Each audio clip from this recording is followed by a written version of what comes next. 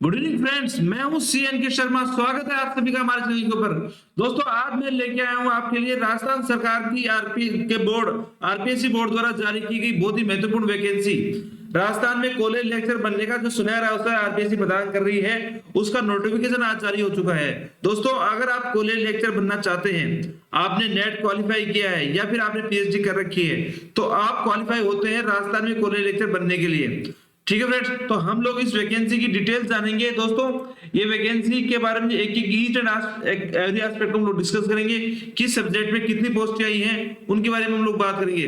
दोस्तों, ये वैकेंसी जारी हुई है 2/11/2020 को, यानी आज ये वैकेंसी जारी की गई है। इसके अंदर कुल 918 पद निकाले गए हैं, जिसमें जनरल के पद 296 हैं और बाकी कैटेगरी वाइज अलग पद हैं। ठीक है फ्रेंड्स, और ये अलग अलग सब्जेक्टों की अलग अलग पोस्ट है। दोस्तों, इसके अंदर कुल 31 पोस्टों के लिए वैकेंसी मांगी गई है। 31 पोस्टों के लिए 916 पद मांगे गए हैं। ठीक है फ्रेंड्स, हम लोग हर वैकेंसी की डिटेल से डिस्कस करेंगे। उससे पहले हम लोग जानेंगे दोस्तों कि इसकी लास्ट डेट क्या है, कब इसको आप अप्लाई कर सकते हैं, किस तरीके से आप इसको अप्लाई कर सकते हैं, क्या इसकी प्रमुख रिक्वायरमेंट है। दोस्तों, आपको यहाँ पे एक बात समझना चाहिए कि यहाँ पे जो कॉलेज लेक्चर बनने की वरीयता है, उसके लिए उन्होंने क्या मांगा है। यहाँ पे कहा है कि good academic record with at least 55% marks और इक्विवेलेंट इन मास्टर डिग्री।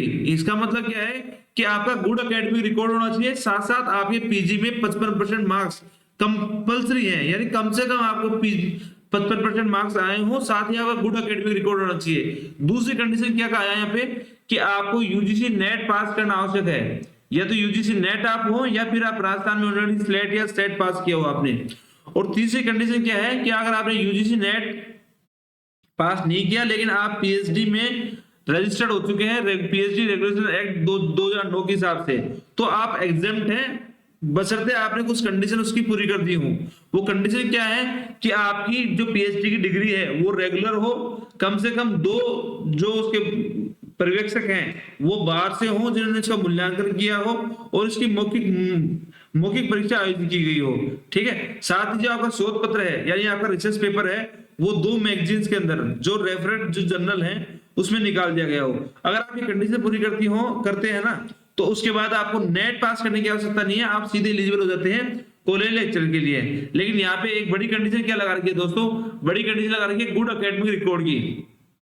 अब ये गुड एकेडमिक रिकॉर्ड क्या चीज है।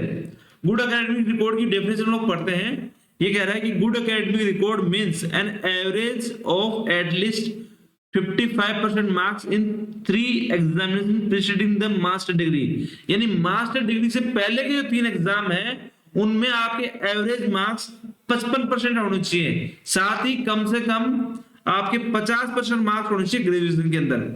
ठीक है, अब 2 कंडीशन हो गई कि आपकी मिनिमम 50% मार्क्स तो ग्रेजुएशन में हो, प्लस में आपके एवरेज यानी आपकी 10वीं, आपकी 12वीं और आपकी ग्रेजुएट, इन तीनों में आपके एवरेज मार्क्स 55% है। हो सकता है किसी में कम हो किसी में ज्यादा हो, लेकिन आपके जो एवरेज मार्क्स हैं वो 55% होने चाहिए, तभी आप कॉलेज लेक्चर बन सकते हैं राजस्थान में। ये लेटर जारी किया था राजस्थान सरकार ने 21/2/2014 को।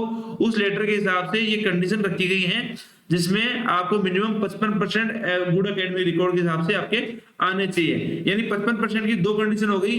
पहला तो आपको पीजी में 55% आने चाहिए। अगर आप वो फुलफिल करते हैं तो दूसरी चीज आप क्या देखेंगे, आप ये देखेंगे कि आपके प्रीवियस 3 एग्जाम 10वीं 12वीं और कॉलेज में एवरेज तीनों के मार्क्स को एवरेज करने पे आपके 55% मार्क्स आ रहे हैं या नहीं आ रहे हैं। इससे संबंधित आपको कोई क्वेरी हो तो आप कमेंट बॉक्स के अंदर मुझे पूछ सकते हैं। ठीक है फ्रेंड्स, यहाँ पे 55% मार्क्स के लिए 5% की छूट दी गई है। किसको 5% की छूट दी गई है? अगर आप अनुसूचित जाति, जनजाति, अन्य पिछड़ा वर्ग नॉन क्रिमिनल और अति पिछड़ा वर्ग नॉन क्रिमिनल और निःशक्त जन है, तो आपको 5% की छूट दी गई है। यानी यहाँ पे आपका जो एवरेज है, एवरेज घट के कितना हो जाएगा 50%। ठीक है फ्रेंड्स, तो ये 2 कंडीशन इंपॉर्टेंट थी जो मैंने आपको बता दी है कि पहला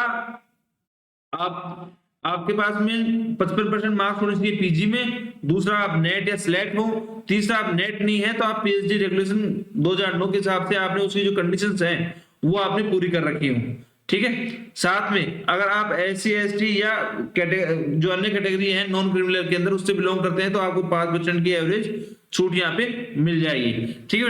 अब बात करते हैं दोस्तों सैलरी की। तो दोस्तों सैलरी का जो पैकेज है उसके अंदर 15,600 से 39,100 का जो पे ग्रेड है वो आपके लिए इसमें रहेगा। 15,600 से 39,100 की जो बेसिक पे ग्रेड है वो आपके लिए इसमें रहेगी, जिसमें जो पे बैंड है वो आपका 6,000 वाला होगा। ठीक है, असिस्टेंट प्रोफेसर के लिए। अब इसके अंदर 2 साल का आपका फिक्स प्रोविजन रहेगा, उसके बाद में आपको पूरी सैलरी यहाँ पे मिल जाएगी।